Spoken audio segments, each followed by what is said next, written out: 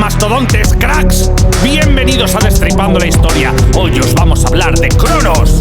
No es normal que a Urano van criando sin parar. Pero están tan juntos que no dan ni un metro para estar, y no hay nadie más.